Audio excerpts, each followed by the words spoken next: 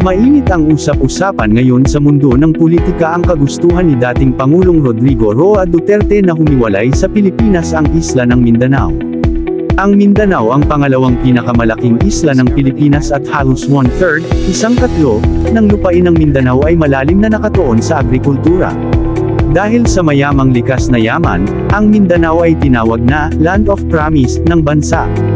Ang rehiyon ay nagbibigay ng higit sa 40% ng mga pangangailangan sa pagkain ng bansa at nag-aambag ng higit sa 30% sa pambansang kalakalan ng pagkain. Sa patuloy na pag-unlad ng Mindanao tungo sa bagong normal, ang modernisasyon ng agrikultural na pagsasaka tungo sa isang umuunlad na industriyang agribusiness-driven ay nakakatulong sa inclusive growth at rural development agenda ng gobyerno ng Pilipinas. Higit pa rito, sa kabila ng mga epekto ng pagbabago ng mga pattern ng panahon at mga kaugnay na matinding kaganapan sa mga operasyong pang-agrikultura, ang ekonomiya ng Mindanao ay nananatiling dominado ng agrikultura, na may malakas na pagkakataon para sa agri-industrial na paglago. Alamin natin ang taon ng kinikita ng mga lalawigan sa Mindanao sa taong 2023 mula sa datos ng PSA or Philippine Statistics Office. Alin kaya sa mga lalawigan ang mga underperforming at alin sa mga lalawigan ang pinakamahuhusay? Pan-28 sa listahan ay ang Camiguin. Ang Camiguin ay ang pangalawa sa pinakamaliit na lalawigan sa bansa sa parehong populasyon at lupain pagkatapos ng Batanes. Ang kabisera ng probinsya ay Mambahaw, na siyang pinakamalaking munisipalidad ng lalawigan sa parehong lugar at populasyon. Ang ekonomiya ay nakabatay sa pangingisda at pagsasaka, na ang kopra ay nagbibigay ng pinakamalaking kontribusyon sa kita. Mula noon ang lanzones ay naging pangunahing produktong agrikultural ng isla na lalawigan. Ang lalawigan ay sikat sa matamis na lanzones nito, kung saan ang taunang Lanzones Festival nito ay inilaan at ipinagdiriwang tuwing ikatlong katapusan ng linggo ng Oktubre. Ang Camiguin ay may 7 bulkan ngunit ang aktibo lang dito ay ang Mount Hibok na huling sumabog noong 1953. Dito din matatagpuan ang sikat na Sunken Cemetery of Catarman na isang sinaunang sementeryo na lumubog sa ilalim ng dagat dahil sa pagsabog ng bulkan. Ang archaeological site ay idineklara bilang National Cultural Treasure ng Pilipinas. Ang iba pang produktong agrikultural ay ang abaka, palay, mangga at iba pang puno ng prutas. Ang lumalagong industriya ng turismo ay nagpabuti ng ekonomiya ng lalawigan. Ang income classification ng probinsya ay 5th class province at may 9 na munisipalidad. Ang lalawigan ay may population na 72,808. Ang GDP naman nito ay nagkakahalagang $198,257,732. GDP per capita na aabot sa $2,136 at poverty incidence na 13.1%. Pan-27 sa listahan ay ang Dinagat Islands. Ang lalawigan ay isa sa pinakamaliit na isla na lalawigan sa bansa na may kabuoang sukat ng lupain na 1,036.34 km². Matatagpuan sa hilagang silangan ng Surigao del Norte, ang Dinagat Islands ay pisikal na nakahiwalay sa Awasan at Nonoc Islands ng Surigao del Norte ng makitid, 15 kilometro ang haba, Gabok Channel. Ang mga mamamayan ng Dinagat Province ay pangunahing umaasa sa pangingisda at marginal farming para sa kanilang kabuhayan. Pangunahing produkto ang isda, bigas, at niyog. Bagamat isinusulong ng pamahalaang panlalawigan ang turismo, ito ay nasa simula pa lamang kung saan kakaunti lamang ang mga bisitang nagmumula sa ibang mga lalawigan. Ang income classification ng probinsya ay 3rd class province at may 7 munisipalidad. Ang lalawigan ay may population na 128,117.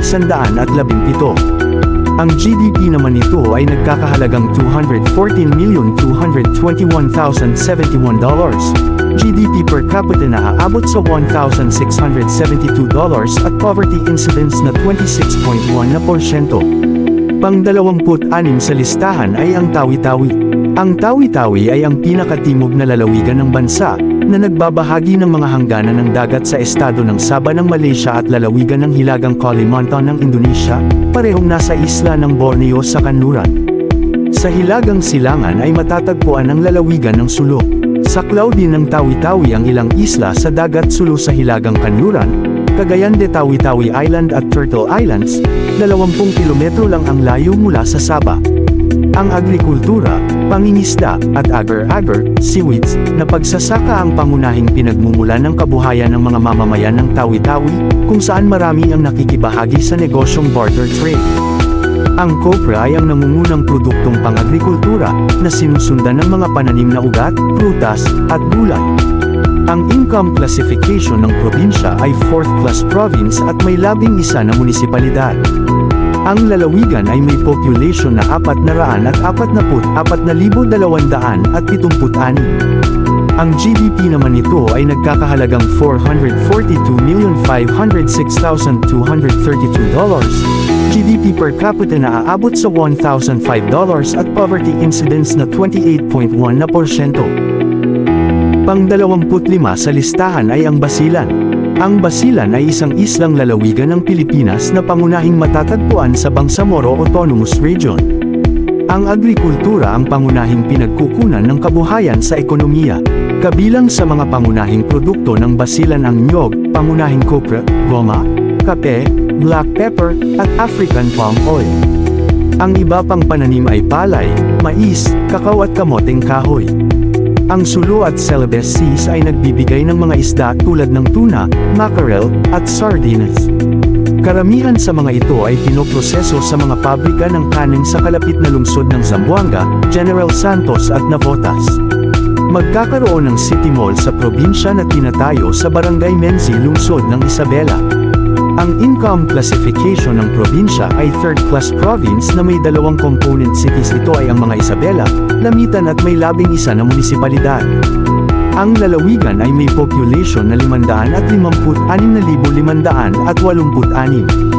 Ang GDP naman nito ay nagkakahalagang $611,387,142. GDP per capita na aabot sa $1,098 at poverty incidence na 42.5%. Pang-25 sa listahan ay ang Davao Occidental. Ang Davao Occidental ay isang lalawigan sa Pilipinas na matatagpuan sa rehiyon ng Davao sa Mindanao. Ang kabisera nito ay ang munisipalidad ng Malita. Ang niyog, mais, palay, saging, mangga, durian, goma, at tubo ay mga pangunahing pananim na ngayon ay itinatanim ng mga naninirahan.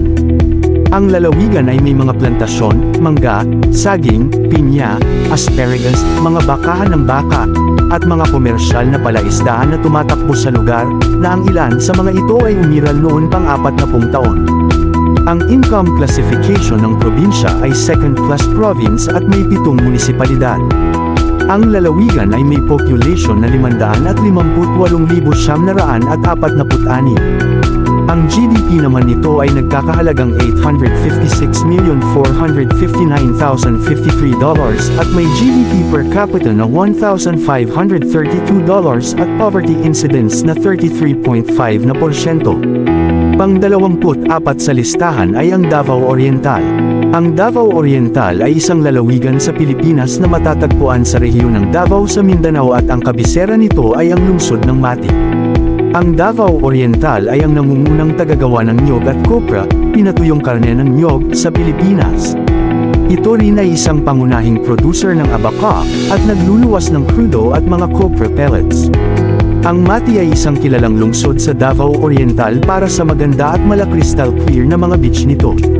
Meron itong mga naglalakihang hotels at resorts tulad ng Adelina Hotel and Suites, Blue Blessed Beach Resort, The Ameri Luxury Palm Villas, OK Hotel and Resort, The Icon Surf Resort at iba pa.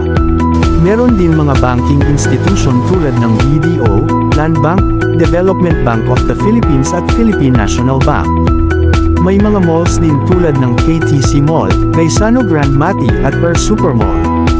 Ang income classification ng probinsya ay 2nd class province, may isang component city at ito ay ang syudad ng Mati at may 10 munisipalidad.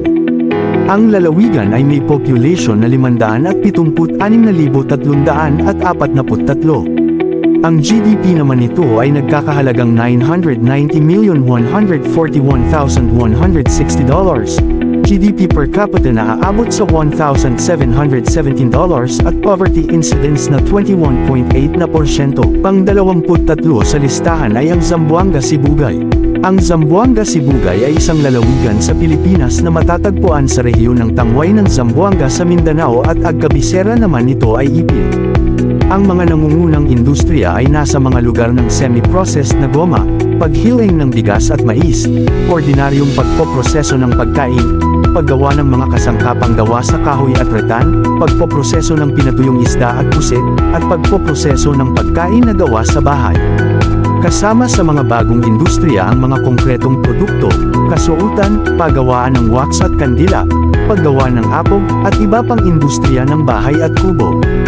Kabilang sa mga pangunahing pananim na ginawa ang palay, mais, niyog, goma, mga puno ng prutas, gulay, tabako, kape, kakao, at mga pananim na ugat.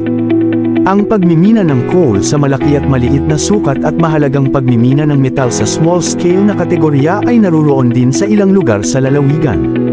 May malaking mall din dito tulad ng Gaisano Grand Ipil na matatagpuan sa Ipil.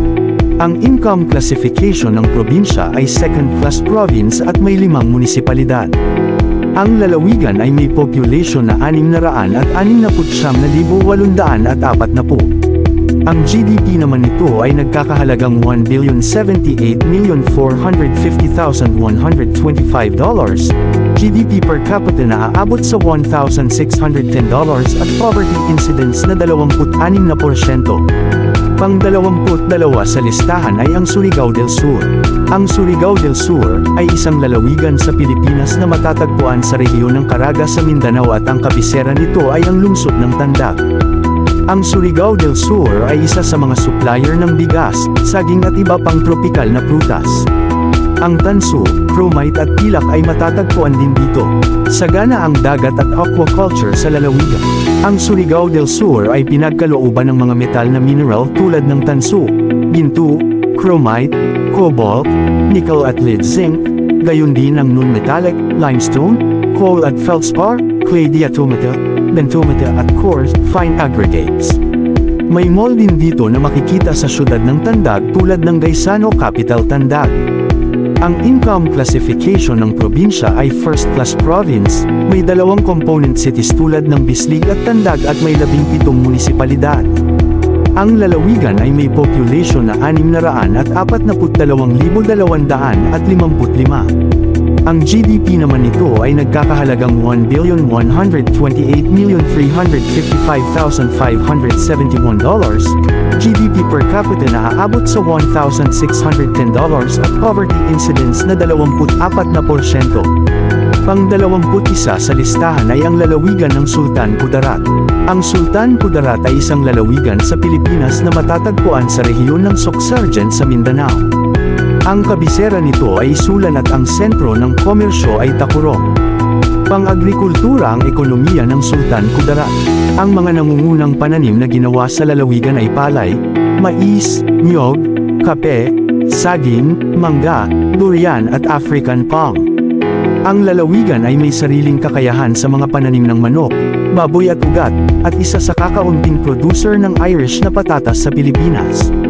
Ang pangingisda ay isang industriya sa 3 baybaying bayan ng lalawigan, Calamansig, Libak at Palimbang. Ang tuna na nahuli sa mga baybayin sa kahabaan ng dagat Celebes ay iniluluwas sa Japan at Europa.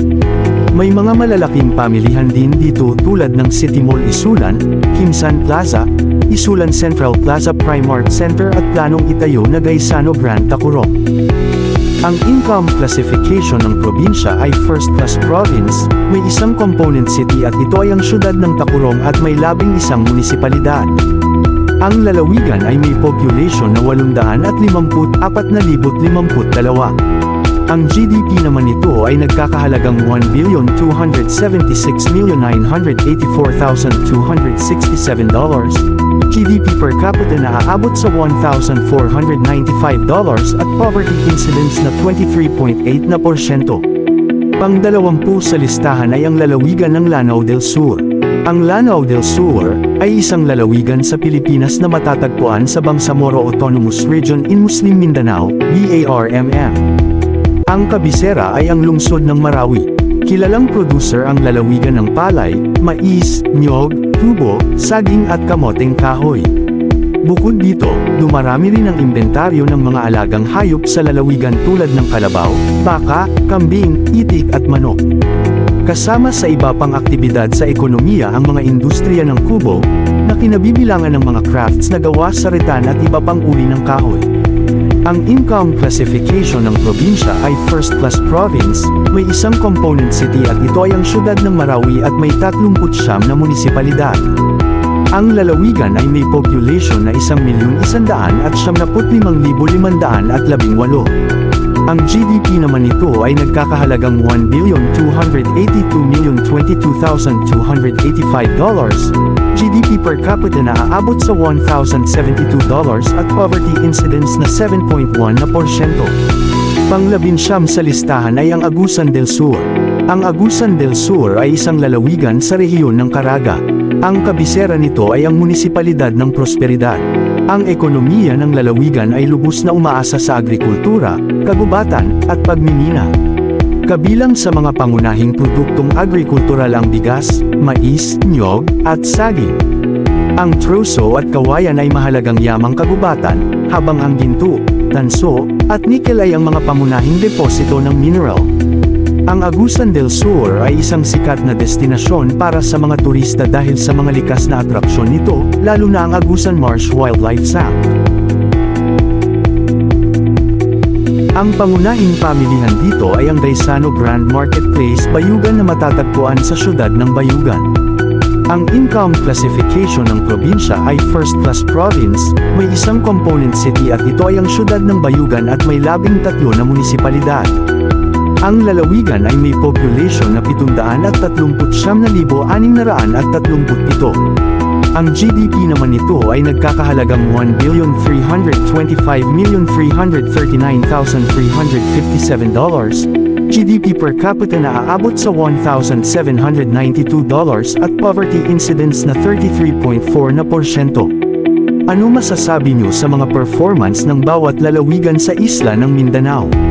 Sa inyong palagay, sapat na ba ito para bumukod sa Pilipinas? Please share your comments below. Part 1 pa lang yan at abangan sa susunod na upload ang Part 2. Please like, share, subscribe to my channel at click nyo na din ang notification bell para ma-update kayo sa susunod pa na upload. Maraming salamat at see you sa next upload.